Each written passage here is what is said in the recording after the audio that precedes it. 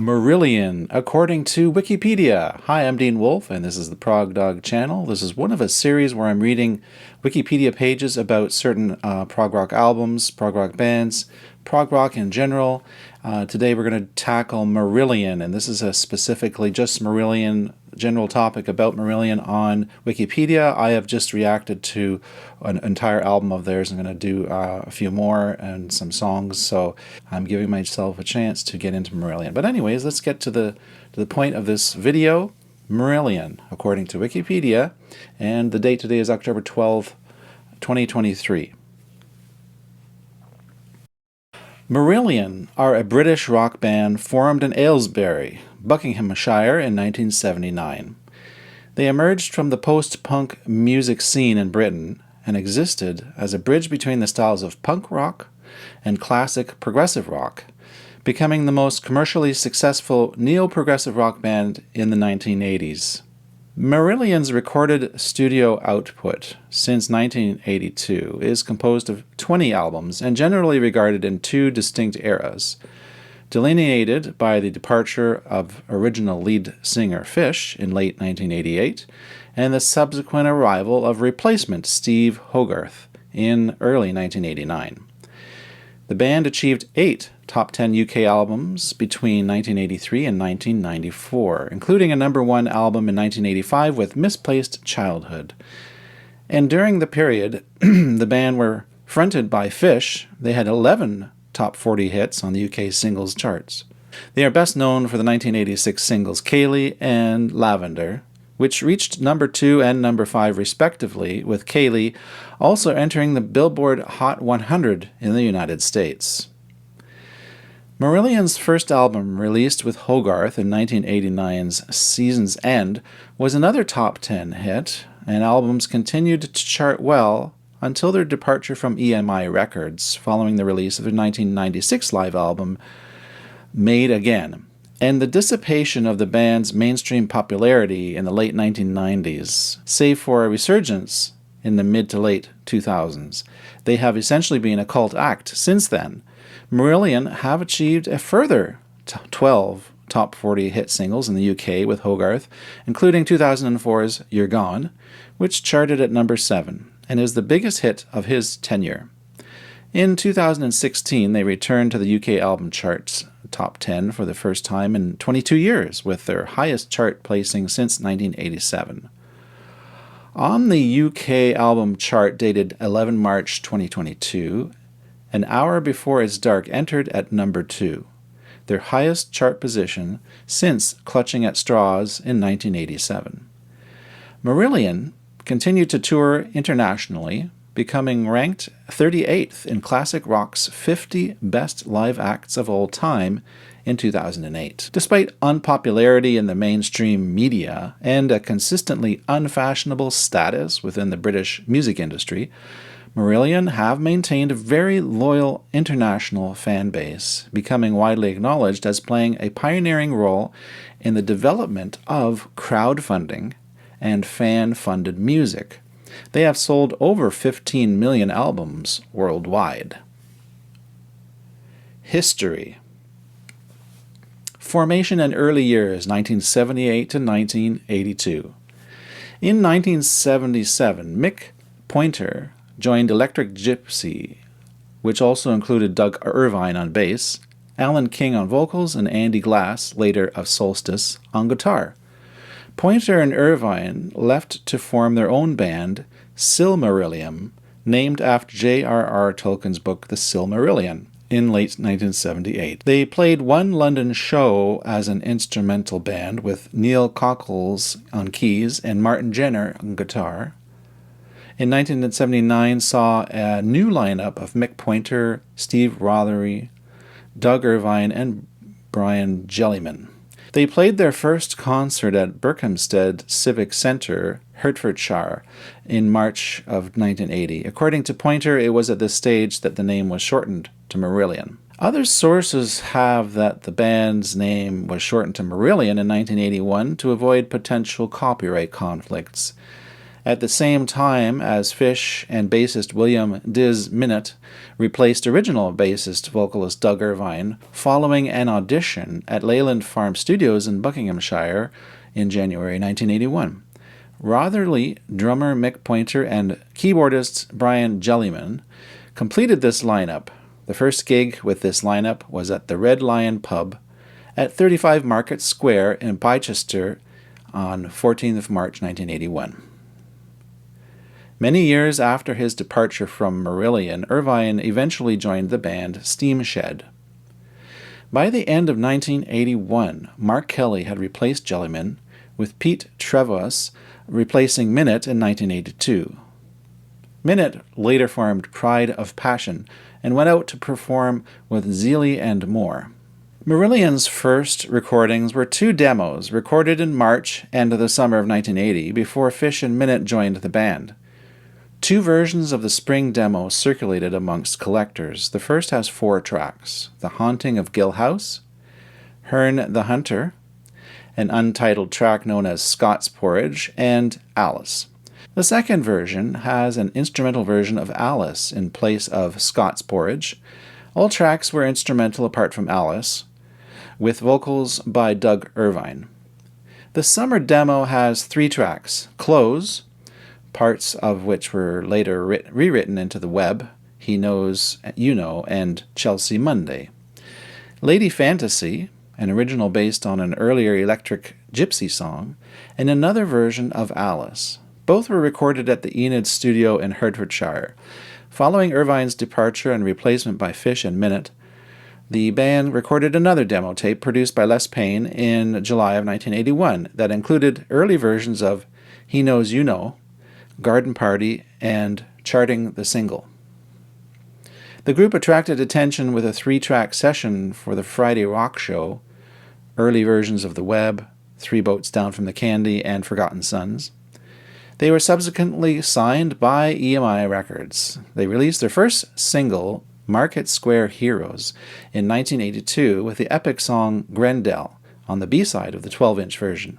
Following the single, the band released their first full-length album in 1983. Script for A Jester's Tear and Fugazi, 1983 to 1984. The music on their debut album, Script for a Jester's Tear, was born out of the intensive performances of the previous years. Although it had some progressive rock stylings, it also had a darker edge. The album was a commercial success, peaking at number 7 on the UK album chart and producing the singles He Knows You Know, number 35, and Garden Party, number 16. Although they were accused of being Genesis sound-alikes, the album reached the platinum certification and has been credited with giving a second life to progressive rock bands from the previous era. Following the UK tour to promote Script for a Jester's Tear, Mick Pointer was dismissed due to Fish's dissatisfaction with what he later described as the drummer's awful timing and failure to develop as a musician with the rest of the band.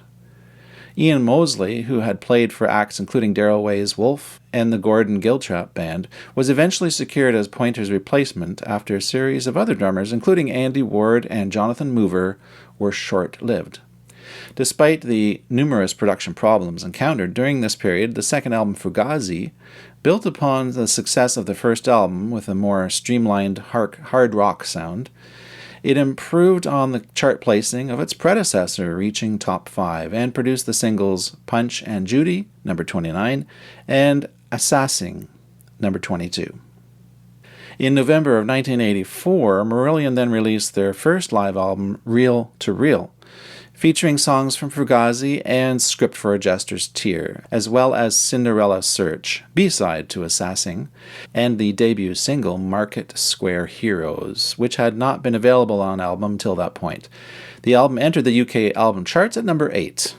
1985 to 1986, Misplaced Childhood, an international success. Their third and commercially most successful studio album was Misplaced Childhood, which had a more mainstream sound. The lead single from the album, Kaylee, received major promotion by EMI and gained heavy rotation on the BBC Radio 1 and independent local radio stations, as well as television appearances, bringing the band to the attention of a much wider audience. Kayleigh reached number 2 in the UK, and Lavender reached number 5. These remain the only singles by the band to enter the top 5. Following the exposure given by Kayleigh and its subsequent chart success, the album became their only number 1 in the UK, knocking Brian Ferry's Boys and Girls off the top spot and holding off a challenging from Sting, whose first solo album, The Dream of Blue Turtles, entered the chart the same week. The third single from the album, Heart of Lothian, became another top 30 hit for the band, reaching number 29. The album came 6th in Kerrang! Magazine's Album of the Year in 1985. Kayleigh also gave Marillion its sole entry on the Billboard Hot 100, reaching number 74. In the summer of 1986, the band played to their biggest audience ever as special guests to Queen at a festival in Germany attended by a crowd of over 150,000 people. They were also offered the Highlander soundtrack, but turned it down because of their world tour, a missed opportunity which Rotherley said he regretted. 1987 to 1988, Clutching at Straws and the departure of Fish. The fourth studio album, Clutching at Straws, shed some of its predecessor's pop stylings and retreated into a darker exploration of excess, alcoholism, and life on the road, representing the strains of constant touring that would result in the departure of Fish to pursue a solo career. It did continue the group's commercial successes, however. Lead single Incommunicado charted at number 6 in the UK charts, gaining the band an appearance on Top of the Pops. And then the album entered the UK album chart at number 2, Marillion's second highest placing. Sugar Mice and Warm Wet Circles also became hit singles, both reaching number 22. Fish has also stated in interviews since then that he believes that this was the best album that he made with the band. The album came 6th in Kerrang! Magazine's Album of the Year in 1987, equaling the ranking given to Misplaced Childhood. It was also included in Q Magazine's 50 Best Recordings of the Year.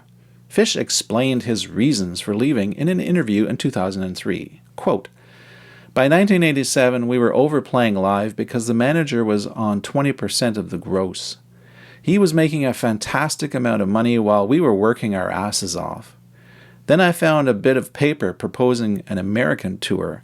At the end of the day, the band would have needed a £14,000 loan from EMI as tour support to do it. That was when I knew if I stayed with the band, I'd probably end up a raging alcoholic and be found overdosed and dying in a big house in Oxford with Irish wolfhounds at the bottom of my bed." End quote.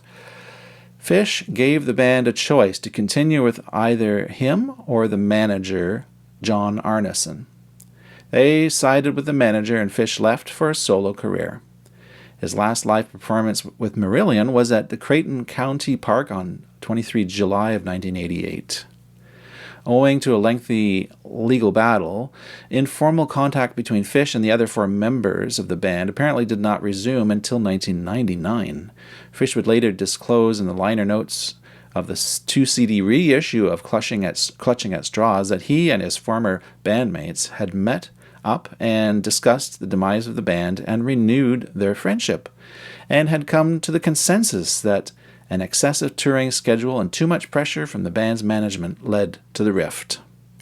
Although reportedly now on good terms, both camps had always made it very clear that the oft-speculated upon reunion would never happen. However, when Fish headlined the Hobble on the Cobbles free concert in Aylesbury Market Square on 26th of August 2007, the attraction of playing their debut single in its spiritual home proved strong enough to overcome any lingering bad feelings between the former band members, and Kelly, Mosley, Rotherley, and Trevos replaced Fish's backing band for an emotional encore of Market Square heroes. In a press interview following the event, Fish denied this would lead to a full reunion, saying that Hogarth does a great job with the band. We forged different paths over the 19 years. The Steve Hogarth era, Season's End and Holidays in Eden, 1989 to 1992. After the split, the band found Steve Hogarth, the former keyboardist and vocalist of the Europeans, and the duo How We Live, Hogarth first stepped into the Preet Travas's garage in January of 1989, and the first public pictures together were released in the Kerrang! Magazine of March 89, issue 230. The group had already recorded some demos of the next studio album, which eventually would have become Season's End.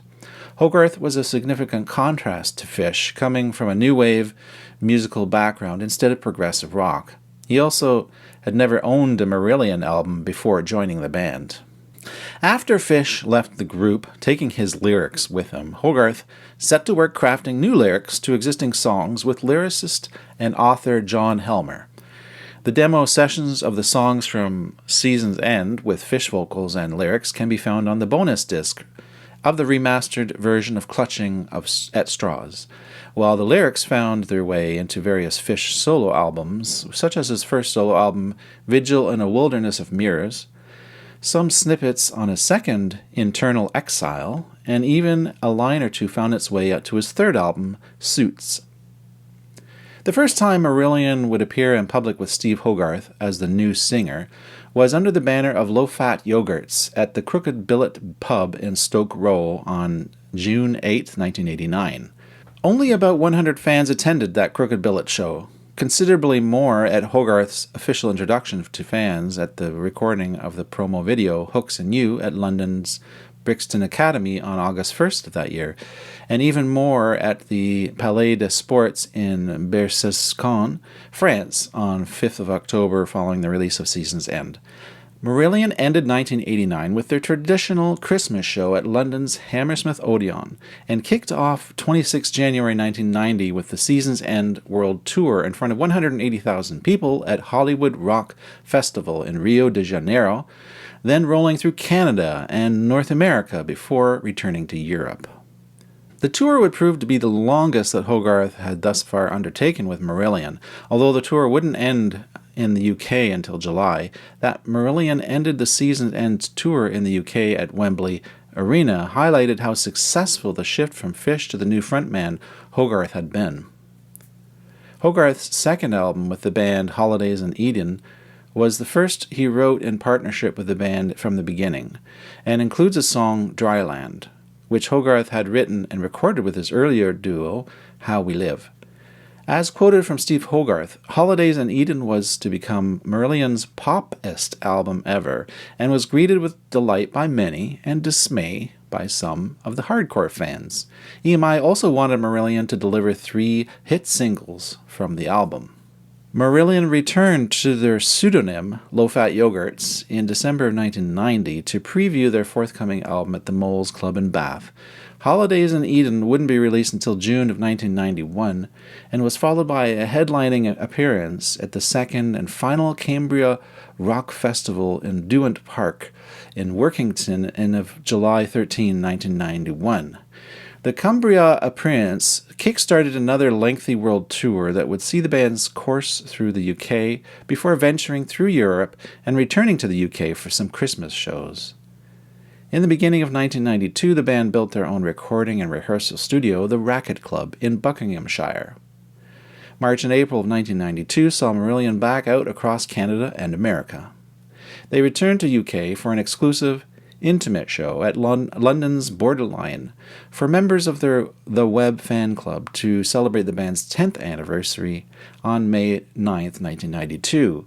This show was the first official bootleg live CD released in August on their own New Started Racket Records label, a limited edition of 2,000 copies, before venturing off again through Europe. EMI also released the compilation album, a singles collection, 6 of one, half a dozen of the other, to celebrate the band's 10th anniversary with the label. It also included 2 new recordings, a cover of Rare Bird's Sympathy and I Will Walk on Water. Sympathy was also released as a single, and it reached number 17 in the UK charts, the first time the band had been inside of the top 20 since Incommunicado. Marillion returned to the UK to headline at the Wembley Arena on 5 September 1992 for what would be the final time for the band. The 1990 tour wound up in Baltimore, USA on 23 October Marillion would only play just one gig in 1993, a fan club gig at Tivoli Theatre in Utrecht on 19 of June, as a duo with only Hogarth and Trevas. Marillion were busy readying what might become one of the most important albums of their career. Brave, Afraid of Sunlight, and Split with EMI Records, 1993 to 1995. Holidays in Eden was followed by Brave, a dark and richly complex concept album that took the band 18 months to write and record. The album also has marked the start of the band's longtime relationship with producer Dave Meegan. Brave was released on February 7th, 1994. Some of the material had been aired at the Soul 1993 show in Utrecht and was also previewed at low-key gigs in the Netherlands, Italy, and Germany before Marillion kicked off the Brave World Tour at Liverpool's Royal Court Theatre 20th of February. The Brave Tour was another lengthy one. The band undertook the move to perform the whole of their new album in its entirety, as they had done with Misplaced Childhood just under a decade earlier. However, this meant the inevitable relegating of some of Fish-era songs from the set. After a series of summer shows in Japan, the Brave Tour wound its way down to Mexico in September. An independent film based on the album, which featured the band, was also released in February of 1995. The film was directed by Richard Stanley. The band had already returned to studio work on what would become their next studio album, released in the summer of 1995. Afraid of Sunlight would be the band's last album with record label EMI Records. Once again, it received limited promotion, no mainstream radio airplay, and its sales were disappointing for the band. Despite this, it was one of their most critically acclaimed albums and was included in Q's 50 Best Albums of 1995. One track of note on the album is Out of This World, a song about Donald Campbell, who died while trying to set a speed record on water. The song inspired an effort to recover both Campbell's body and the Bluebird K7, the boat which Campbell crashed in, from the water.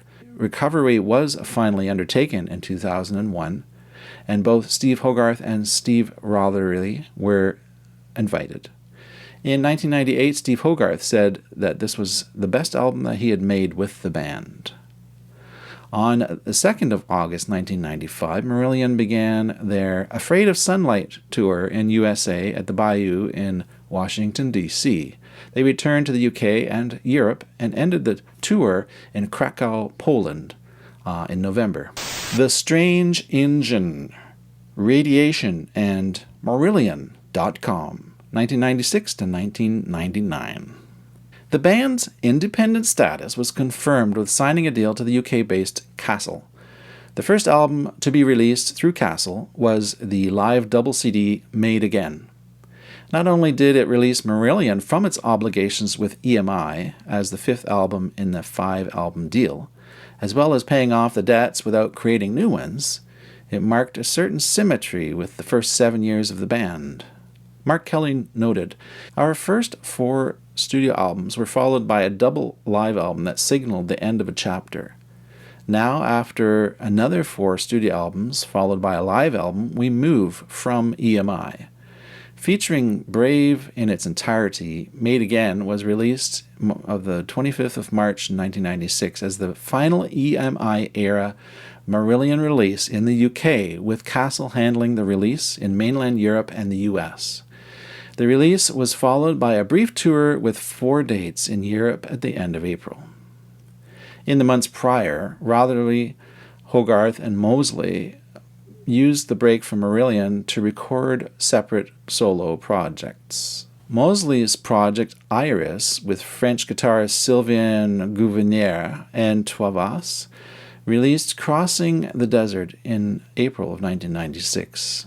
Rotherley's project with the female singer Hannah Stobbart, drummer Paul Craddock from Enchant, and Trevas, called The Wishing Tree, released their album Carnival of Souls in September of 1996. Hogarth released his solo album Ice Cream Genius in February of 1997. This Strange Engine was the following Marillion album released in April of 1997 in the UK and in October in the US, with a limited promotion from their label Castle. Marillion could not afford to make tour stops in the United States. Their dedicated U.S. fan base decided to solve the problem by raising $60,000 themselves online to give to the band to come to the U.S. The band's loyal fan base, combined with the internet, would eventually become vital to their existence. Following the completion of the extensive 1997 tour, including Marillion's 1,000th gig on 27 October at the Amsterdam Paradiso, the band returned to their own studio, the Racquet Club, in November. The band's 10th album, Radiation, released on 21st of September 1998, saw them taking a different approach and was received by fans with mixed reactions. The short Radiation tour, with only dates in the UK and mainland Europe, ended in November at the Elise Montmartre in Paris. Marillion.com was the follow-up, released in October 1999, and showed progression in a new musical direction. However, the band were still unhappy with their record label's situation. Under the terms of the deal, this was to be the third and final album distributed by the Castle label. The .com tour, again with dates only in the UK and mainland Europe, started on October at the MCM Café in Paris and ended with a special Christmas show for the Web fan club worldwide in Aachen, Germany, in December of 1999. For the whole of 2000, the band were writing the next album. at the Racquet Club, and in November of 2000, they played 2 charity gigs at Bass Museum in Burton-on-Trent before playing some more Christmas shows for their European fan clubs. Marillion needed a new strategy, and following the releases of 3 albums via Castle, they came up with a novel approach to their next album, Anarachnophobia and Marbles, 2000 to 2006. The band decided that they would try a radical experiment by asking their fans if they would help fund the recording of the next album by pre-ordering it before recording even started. The result was 12,674 pre-orders, which raised enough money to record and release Anarachnophobia in the beginning of May 2001. As a thank you gesture to the fans who pre-ordered it, their names were credited in the sleeve notes, and the pre-order special edition came in a deluxe 48-page hardbound case with an extra enhanced CD.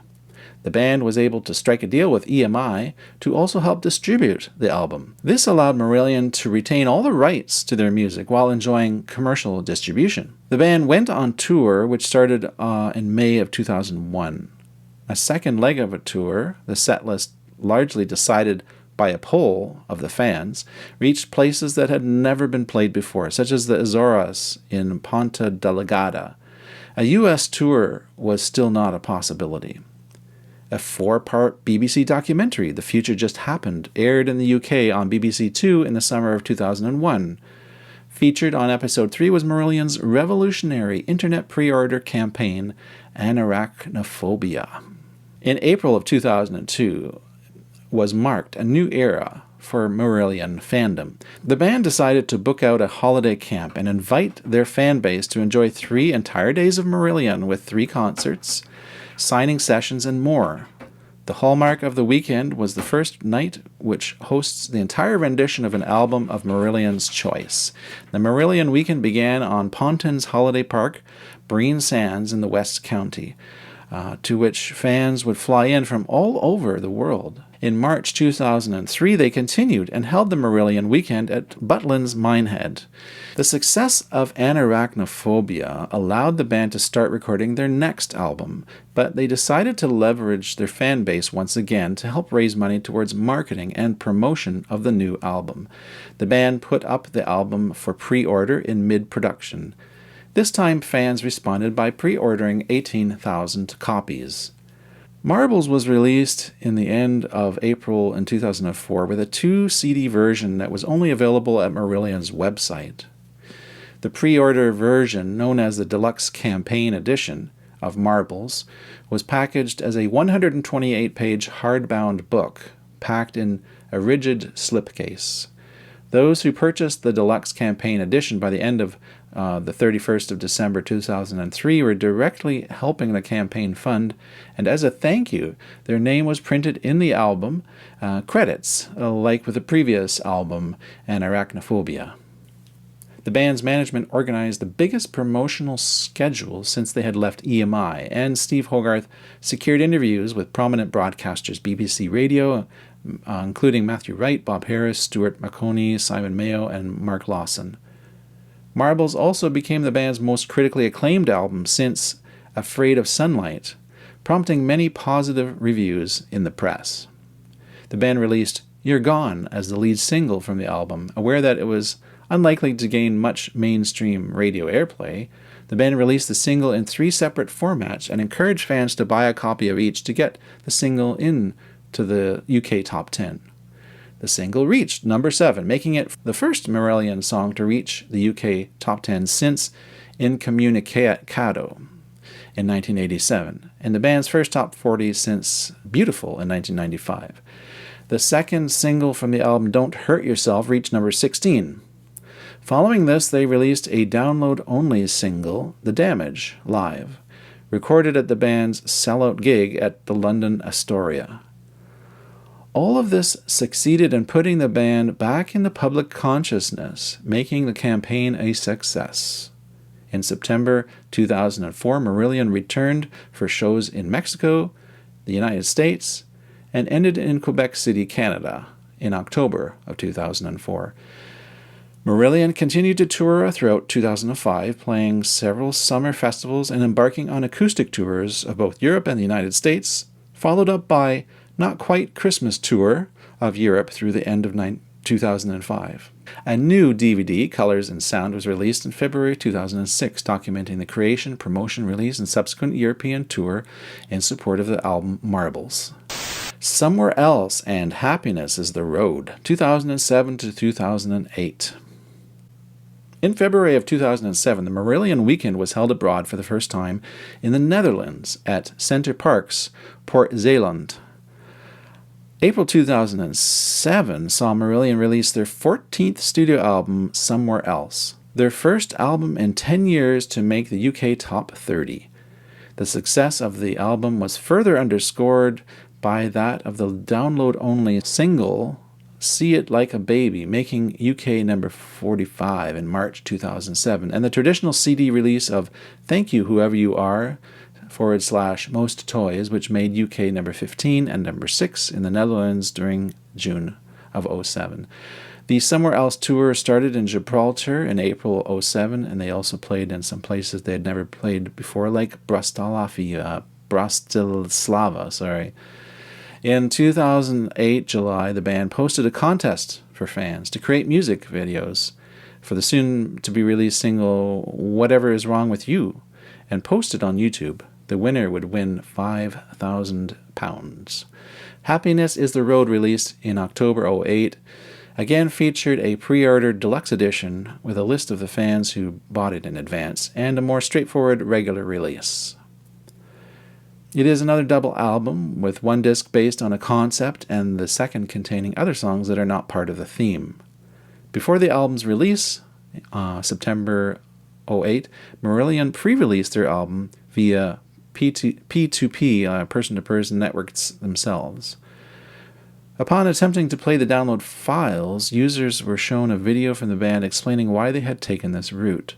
Downloaders were then able to purchase the album at a user-friendly price or select to receive a DRM free files for free in exchange for an email address. The band explained that although they do not support piracy, they realized their music would inevitably be distributed online anyways, so they wanted to engage with P2P users and make the best of the situation. Less is More and Sounds That Can't Be Made, 2009 to 2014. In April 2009, they took the Marillion Weekend to Montreal for the first time. The band's 16th studio album, released in October 2009, was an acoustic album featuring new arrangements of previously released tracks, except one, the new track It's Not Your Fault, entitled Less is More. In October, Marillion started an acoustic European tour, which ended with a show in Istanbul in March of 2010. Their 17th studio album, titled Sounds That Can't Be Made, was released in September 2012.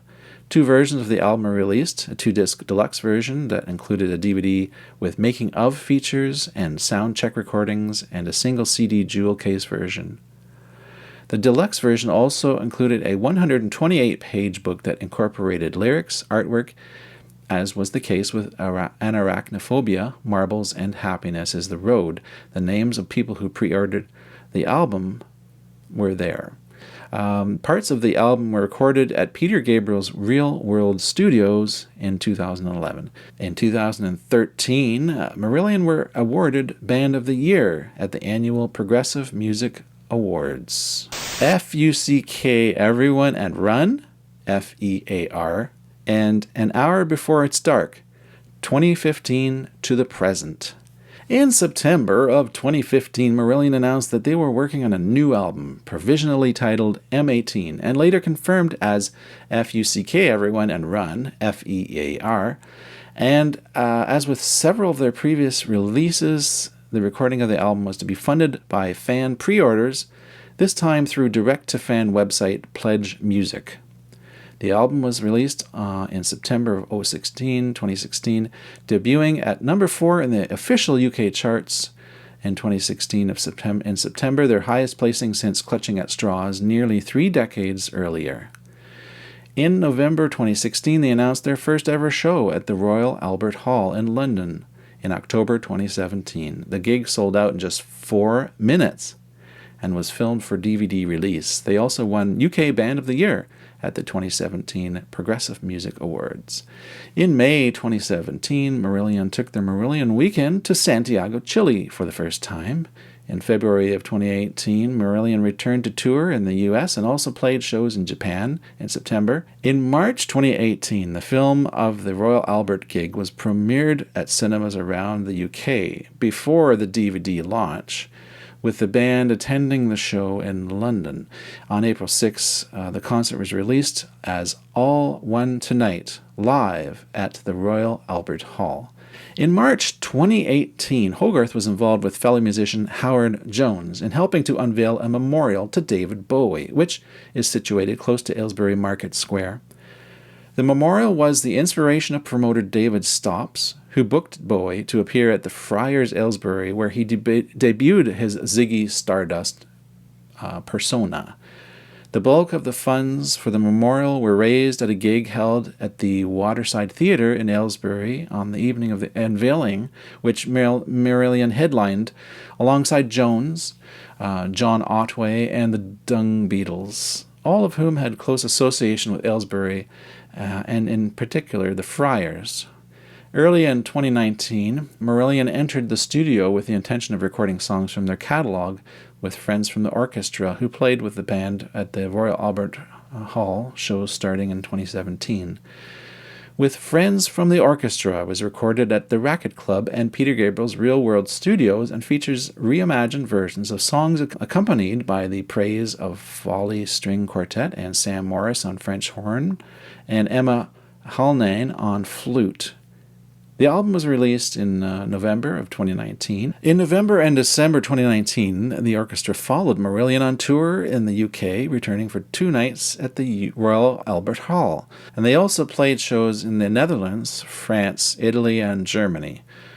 On August 2021, Marillion announced their new pre-order campaign for a new studio album entitled An Hour Before It's Dark. The album was released March 4th of 2022.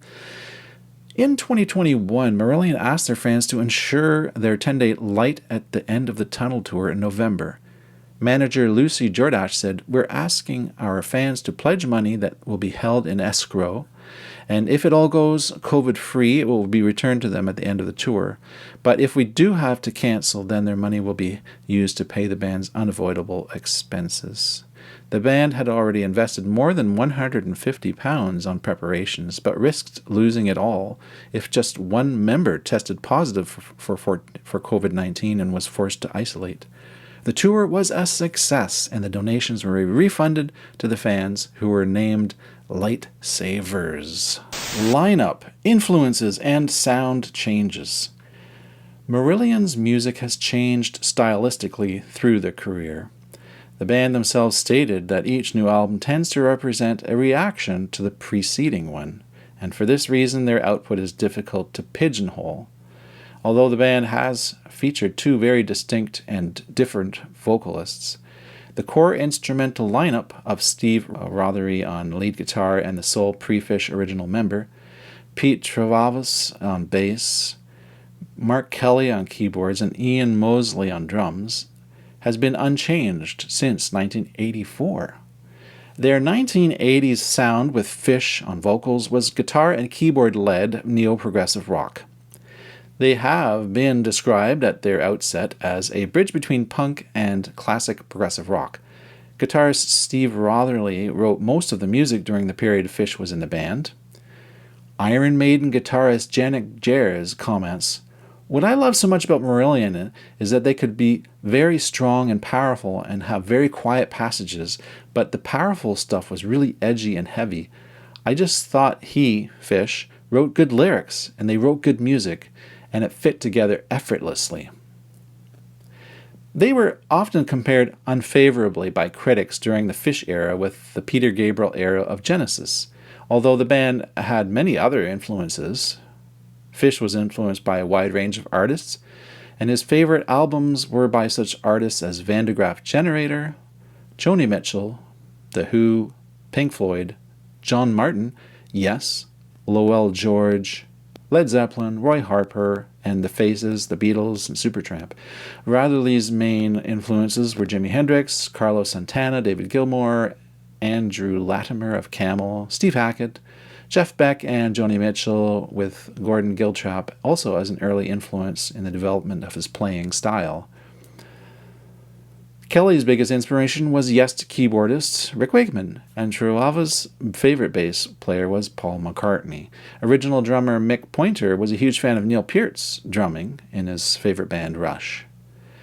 During the Steve Hogarth era, the band's sound has been compared on various albums to more contemporary acts such as U2, Radiohead, Coldplay, Muse, Talk Talk, Elbow, and Massive Attack. In 2016, Hogarth himself was quoted as describing the band, "If Pink Floyd and Radiohead had a love child and that was in touch with their feminine side, that would be us." According to an interview with Rothery in 2016, many of their later albums with Hogarth had been written by jamming. In the media, the chief music critic of The Guardian, Alexis Petridis, has described Marillion as perennially unfashionable prog rockers. On the subject of joining the band in 1989, Steve Hogarth said in a 2001 interview, "At about the same time Matt Johnson of The asked me to play piano on his tour, I always said that I had to make a choice between the most hip band in the world and the least." In the same conversation, he said, "We're just tired of all the opinions of people who haven't heard anything we've done in 10 years. A lot of what's spread about this band is laughable." Much of the band's enduring and unfashionable reputation stems from their emergence in the early 1980s as the most commercially successful band of the neo-progressive rock movement, an unexpected revival of the progressive rock music style that had fallen out of critical favor in the mid-1970s. Some early critics were quick to dismiss the band as clones of Peter Gabriel-era Genesis due to musical similarities such as their extended songs and prominent and Mellotron-influenced keyboard sound, vivid and fantastical lyrics, and equally vivid and fantastical artwork by Mark Wilkinson, used for the sleeves of their albums and singles. Lead singer Fish was also often compared with Gabriel due to his early vocal style and theatrical stage performances, which in the early years included wearing face paint. As John Wilde would summarize in Melody Maker in 1989, at the end of a strange year for pop music, Marillion appeared in November of 1982 with Market Square Heroes. There were many strange things about 1982, but Marillion were the strangest of them all. For 6 years they stood out of time. Marillion were the unhippest group going. As punk was becoming a distant echo, they appeared with the sound and an attitude that gazed back longingly at the age of 70s pomp. When compared to Yes, Genesis, and ELP, they would take it as a compliment. The 80s have seen some odd phenomena. but none quite as odd as Marillion. Along the way, as if by glorious fluke, they turned out some singles that everyone quietly liked. Garden Party and Punch and Judy and Incommunicado. By this time, Marillion did not need the support of the hip conscious. They were massive. Perhaps the oddest thing about Marillion was that they became one of the biggest groups of the decade. They might have been an anomaly, but they were monstrously effective. End quote.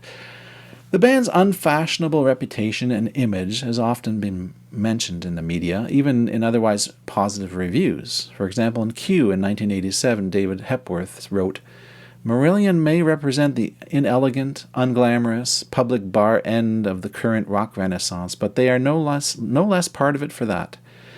Clutching at straws suggests that they may be finally coming in from the cold. End quote. In the same magazine in 95, Dave Henderson wrote, quote, It's not yet possible to be sacked for showing an affinity for Marillion, but has there ever been a band with a larger stigma attached? End quote. He also argued that the album Afraid of Sunlight had been made by a new no baggage of the past combo. It would be greeted with open arms, hailed as virtual genius. In Record Collector in 02, Tim Jones argued that they were one of the most unfairly berated bands in Britain and one of the best live rock acts. In 04, Classic Rock's John Houghton wrote, That genre thing has been a bugbear of Marillion, but it no longer seems relevant. What are Radiohead if not a progressive band? And said Marillion were making strong singular music with courage of their convictions, and we should treasure them more than we do. In the Q and Mojo Classic Special Edition, Pink Floyd and the Story of Prog Rock, an early article of Marillion written by Mick Wall described them as probably the most misunderstood band in the world. In 07, Stephen Dalton of The Times stated, The band have just released their 14th album, Somewhere Else, which is really rather good, containing tracks that shimmer like Coldplay, ache like Radiohead, and thunder like Muse. It is better than 80% of this month's releases. But you are unlikely to hear Marillion on British radio, read about them in the public music press, or see them play in a major festival. This is largely because Marillion have, how can we put this kindly, an image problem. Their music is still perceived as bloated, bombastic, mullet-haired prog rock, even by people who have never heard it. In fairness, they did once release an album called Script for a Jester's Tear, but come on. We all had bad hair days back in the 80s. End quote. Despite publishing a very good review for their 1995 album Afraid of Sunlight and including it in their 50 best albums of 95, Q refused to interview the band or to write a feature on them. Steve Hogarth later said, How can they say this is an amazing record? No, we don't want to talk to you. It's hard to take when they say, here's a very average record, we'll put you on the front cover. In 2001, the television critic of The Guardian, Gareth MacLean, used his review of the Michael Lewis BBC 2 documentary Next, The Future Just Happened, to concentrate on launching a scathing attack on the band, whose appearance only constituted one segment of the program. He described them as once dodgy and now complete rubbish, and he characterized their fans as slightly simple folks. He also dismissed the band's efforts to continue their career without a label by dealing directly with their fans on the internet, writing, One suspects that their decision occurred round about the time that the record industry decided to shun Marillion.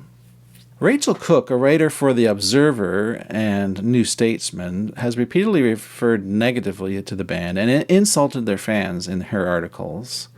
In an interview in 2000, Hogarth expressed regret about the band retaining their name after he joined. Quote, If we had known when I joined Marillion what we know now, we'd have changed the name and been a new band. It was a mistake to keep the name, because what it represented in the mid-'80s is a millstone that we now carry. If we changed it, I think we could have been better off. We would have just been judged for our music. It's such a grave injustice that the media constantly calls us a dinosaur prog band. They only say that out of ignorance because they haven't listened to anything we've done for the last 15 bloody years. If you hear anything we've done in the last 5 or 6 years, that description is totally irrelevant. It's a massive frustration that no one will play our stuff.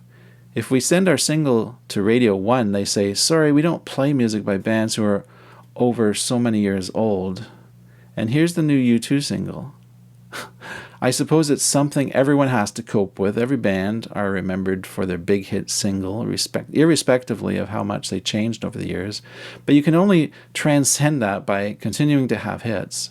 It's a catch-21, you know. At some stage, someone has to notice that we're doing interesting things. Someday, someone will take a retrospective look at us and be surprised. End quote. The 2013 film Alan Partridge Alpha Papa includes a joke reference to a former drummer of the band. The band were quoted, "We know Marillion are seen as uncool, but we are delighted to be part of it." Crowdfunding pioneers. Marillion are widely considered to have been one of the first mainstream acts to have fully recognized and tapped the potential for commercial musicians to interact with their fans via the internet, starting in around 1996, and are nowadays often characterized as rock and roll web cottage industry. The history of the band's use of the internet is described by Michael Lewis in his book Next, The Future Just Happened, as an example of how the internet is shifting power away from established elites, such as multinational record labels and record producers. The band are renowned for having an extremely dedicated following, often termed or self-termed freaks, with some fans regularly traveling significant distances to attend single gigs, driven in large part by the close fan base involvement which the band cultivated from their website, podcasts, biennial conventions, and regular fan club publications. The release of their 2001 album Anarachnophobia, which was funded by their fans through advance orders instead of by the band signing to a record company, gained significant attention and was called a unique funding campaign by the BBC. Writing for The Guardian, Alexis Petridis described Marillion as the undisputed pioneers of fan-funded music. Okay, that was a long article, so thanks for sticking out for the whole thing. If you did, that's incredible. You probably fell asleep. Maybe you're snoring right now listening to all of this. This is great for listening to on the headphones if you're jogging. It's great if you're in the kitchen cooking. This is fun to do too. I like learning about the bands that even learning about bands that I already know a lot about. There's always some new facts that you don't realize or some new insights you can gain and appreciate a band. It's really amazing, isn't it? So that's Marillion. So I'll do more Wikipedia readings of other bands. And if you have requests that you want me to do, just put it down below. This will all be in a playlist, of course. And thanks for listening. Signing off and spiraling out is Dean. Talk to you later. Bye now.